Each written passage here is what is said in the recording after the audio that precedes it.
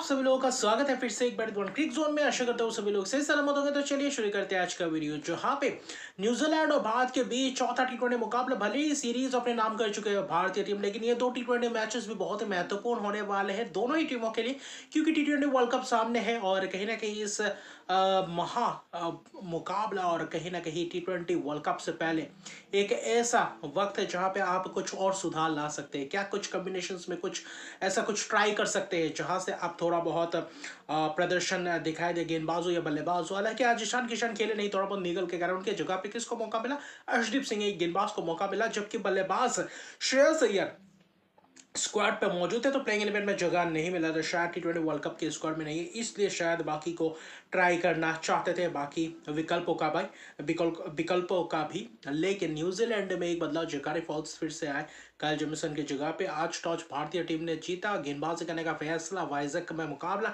Due factor था और तो कहीं ना कहीं शुरुआती पहले इनिंग्स में ड्यू आता हुआ दिखाई दिया, लेकिन जिस तरीके से शुरुआत किया टीम साइफर्ट ने आज बल्लेबाजी में, धुआंधार बल्लेबाजी के आगाज ही कुछ अलग ही अंदाज में दिखे। आज कॉनवे, आज टीम साइफर्ट अलग मिजाज में दिखे। पहले ओवर में 3 लगातार चौका अर्शदीप सिंह को, फिर हर्षित राणा को बेहतर चौके छक्कों की बौछार करते हुए नजर आए टीम साइफर्ट। कहने के पहला 2-3-4 ओवर थोड़ा बहुत शांत रहते हुए नजर आए डिवॉन कॉनवे, लेकिन उसके बाद जब स्पिनर आए उसके ऊपर करारा प्रहार करते हुए नजर आए। कहीं ना कहीं हर्षित राणा, अर्शदीप सिंह ने पहला ओवर भले ही महंगा गए हो, दूसरा ओवर बेहतर किया था। पावर प्ले में हर्षित राणा ने जो दूसरा ओवर किया था पावर प्ले का, वहां पे कहीं ना कहीं 16 रन पर 15 रन के करीब पर वहां पे चौके छक्के लगाए। कॉनवे ने भी एक चौका लगाया, फिर क्या बिश्नोई, जसप्रीत बुमराह ने एक ओवर किया था जहां पे एक छक्का लगाया था टीम साइफर्ट द्वारा, लेकिन कहीं ना कहीं बेहतर ओवर्स किए थे, लेकिन सभी गेंदबाजों के ऊपर प्रहार करते हुए नजर आया। आज ऐसा लगा टीम साइफर्ट कहीं ना कहीं पूरी तरीके से चाहे आउट हो या फिर छक्के चौकों के लिए ही पहुंचाएंगे। तो पावर प्ले भी जबरदस्त घटा, 71 रन बनाया। पावर प्ले के आखिरी ओवर कहीं ना कहीं रवि बिश्नोई को दिया था, वो ओवर कहीं ना कहीं महंगा गया। वो ओवर में कहीं ना कहीं कॉनवे ने आ रहे हाथों लिया बिश्नोई को, जहाँ पे करीबन 2 चौके 1 छक्के लगाए थे, वहां पे 16 रन का ओवर। फिर पावर प्ले खत्म होता है 71 पे 0, तो वहां पे विकेट चाहिए होता है। कुलदीप बिश्नोई की जुगलबंदी दिखता है, लेकिन वहां पे भी महंगे जाते हैं। वहां पे कॉनवे भी शॉट्स लगाते हैं, टीम साइफर्ट ने भी। टीम साइफर्ट जब तक थे अच्छा खासा रन रेट्स बेहतर था, और कुलदीप यादव ने ही कहीं ना कहीं छटकाया विकेट, पहला विकेट कॉनवे का। कॉनवे उससे पहले वाले के छक्का लगाया था एक्स्ट्रा कवर के ऊपर से, और अगला ही गेंद है कहीं ना कहीं वहां पे एक्स्ट्रा कवर के दौरान वहां पे कैच दे बैठे थे। 44 रन बनाया, और इस सीरीज में पहली बार देखा जहां पे बेहतर डोमिनेट करते हुए नजर आ रहे थे कॉनवे।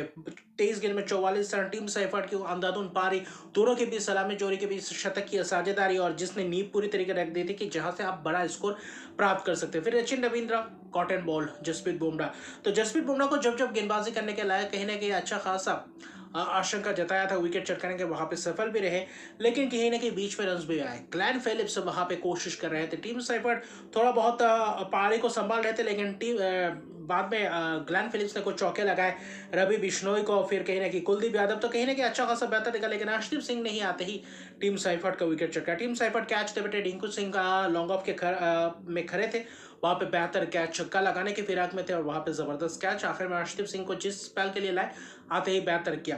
तो कहीं ना कहीं 36 गेंद में 62 रन की जो पारी खेली टीम साइफर्ट ने, कहीं ना कहीं न्यूजीलैंड के लिए एक अच्छा खासा प्लेटफॉर्म सेट करके दिए थे। बाद में ग्लेन फिलिप्स ने भी 16 गेंद में 24 रन की एक पारी खेली। कुलदीप यादव ने भी विकेट चटकाने में सक्षम रहे, रन्स खाए, फिलिप्स को भी चलता किया, कहीं ना कहीं रिंकू सिंह के हाथों कैच दे पेटे। रिंकू सिंह ने जबरदस्त कैच पकड़ते आज नजर आए। भारतीय फील्डिंग जबरदस्त था।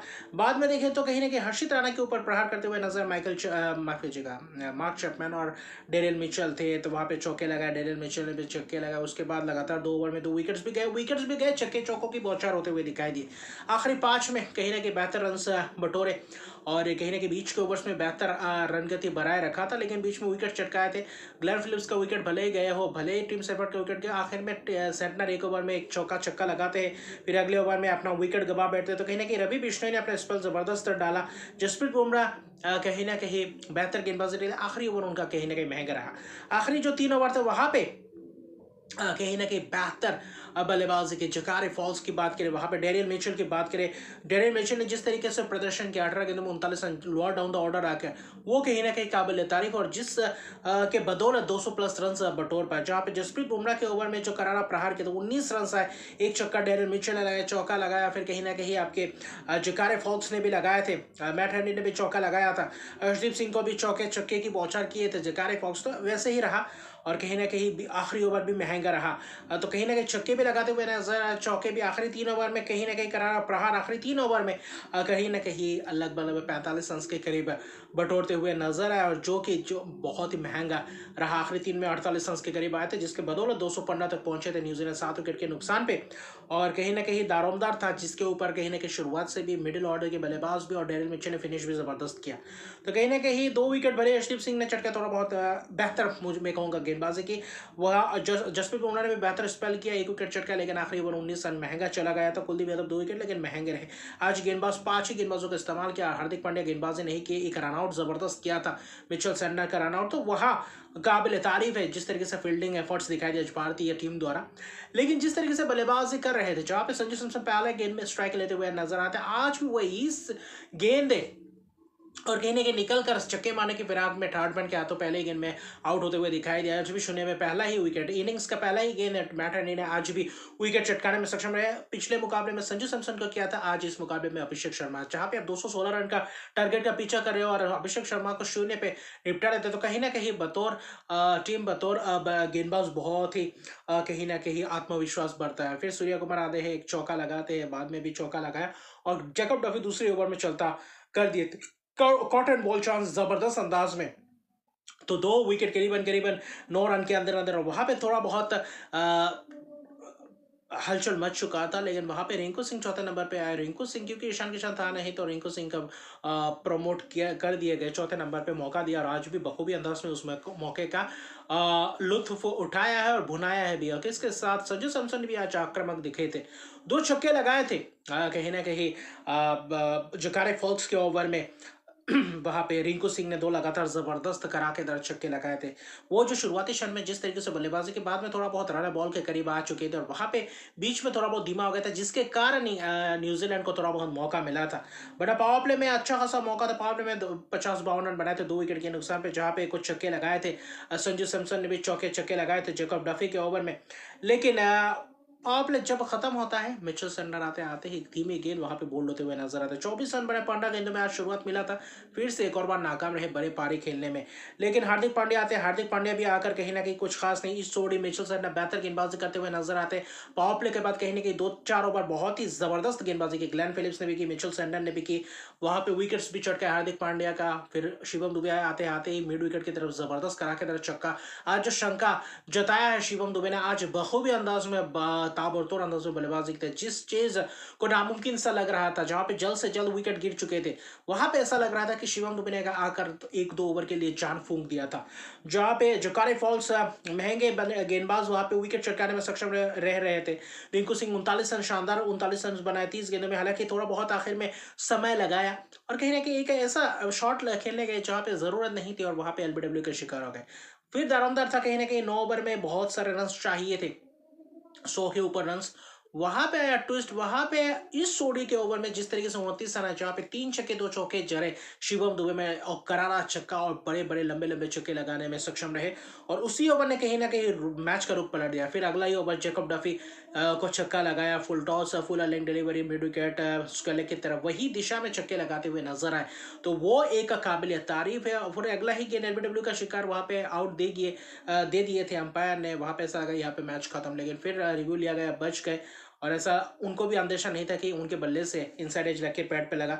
तो इस ओवर में 2 छक्के जड़े, तो कहीं ना कहीं इन 2 ओवर में जो 40-42 रन आए थे, उसी ने कहीं ना कहीं पूरी तरीके से मैच का रुख पलट ही रख कर दिया था। लेकिन वो अगला ओवर जो जकारे फॉक्स ने इस इनिंग्स का बेहतर गेंदबाजी की, उस ओवर में अगले ही ओवर में सिर्फ 5 रन है सिंगल्स करके, तो अगले ओवर में थोड़ा बहुत प्रेशर बढ़ा, और जहां पे मैट हेनरी को भी चौके छक्के लगाते हुए नजर आए शिवम दुबे, और वहां से एक दुर्भाग्यपूर्ण विकेट आया, क्योंकि वहां पे भी 5 ओवर में 70 रन के करीब चाहिए थे।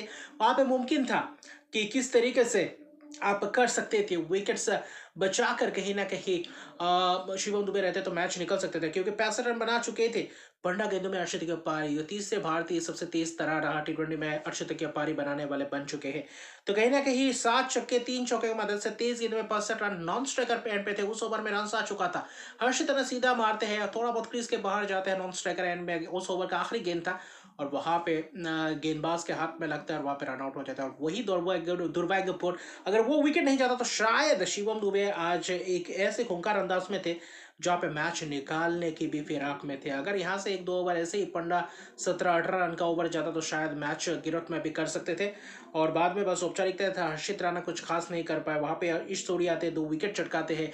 कहीं ना कहीं आपके अर्शदीप सिंह का विकेट चटकाते हैं और फिर कहीं ना कहीं वहाँ पे हर्षित राणा और बाद में पास औपचारिक देता है। सैटनर ने आज, कप्तान ने जबरदस्त गेंदबाजी की, जहाँ पे मार पड़ रही थी बाकी गेंदबाजों को, वहां पे भी आकर बीच में विकेट चटकाया। 3 विकेट 4 ओवर 26 रन, उम्दा किस्म का स्पेल। शिवम दुबे की उम्दा किस्म की बल्लेबाजी। 2 विकेट जकब डफे ने भी चटकाया, लेकिन वो रनआउट था जो मैट हेनरी का, जो शिवम दुबे का, उसी ने कहीं ना कहीं मैच का रुख पलट दिया। वरना शिवम दुबे आज अलग ही अंदाज में दिख रहे थे जिस तरीके से बल्लेबाजी की। अगर बीच में थोड़ा एक और पार्टनरशिप बनता, वो पावर प्ले के बाद थोड़ा और बीच में एक आध बाउंड्रीज आता, वो तो 3 4 ओवर थोड़ा बहुत धीमा गया, वहां पे कहीं ना कहीं मैच पलट चुका था। लेकिन आखिर में 50 रन से जीते न्यूजीलैंड। 165 पे ऑल आउट हो चुकी थी भारतीय टीम। इन 3 टी20 मैचेस जिस तरीके से खेले, वही अंदाज में चौथा टी20 भी खेला था। आखिर में करीब पहुंच नहीं पाए, लेकिन आखिर में न्यूजीलैंड इस ड्यू में भी कहीं ना कहीं दूसरे गेंदबाजी करके बेहतर मुकाबला किया और आखिर में टक्कर भी बेहतर अंदाज में दिया। तो कहीं ना कहीं चौथा टी20 मैच कहीं ना कहीं न्यूजीलैंड इस सीरीज में, टी20 सीरीज में पहला जीत अर्जित करते हैं। अभी बस इस सीरीज का आखिरी मुकाबला होगा तिरुवनंतपुरम में।